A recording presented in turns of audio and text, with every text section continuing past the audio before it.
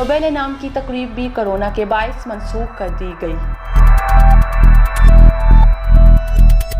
Nobel foundation ने रवा बरस नोबेल इनाम की रवायती तकरीब मनसूख करने का ऐलान कर दिया। गैर मुल्की खबर रसां इदारे के मुताबिक डायरेक्टर नोबेल फाउंडेशन लॉर्ड हैंगस्टन के मुताबिक कोरोना वबा की वजह से रवा बरस नोबेल इनाम की दिसंबर में होने वाली रवायती तकरीब नहीं होगी।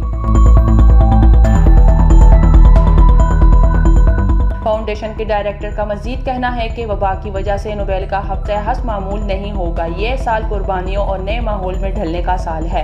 उन्होंने बताया कि नोबेल पाने वालों का नाम और उनकी कारकर्दगी का ऐलान नए तरीके से किया जाएगा।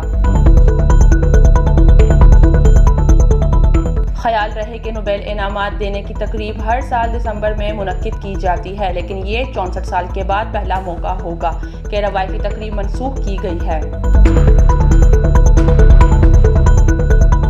याद रहे कि कोरोना वायरस के बायस रवा साल होने वाले मुतादिद स्पोर्ट्स इवेंट, फैशन शोज और अवार्ड शोज मुलतवी किए जा चुके हैं।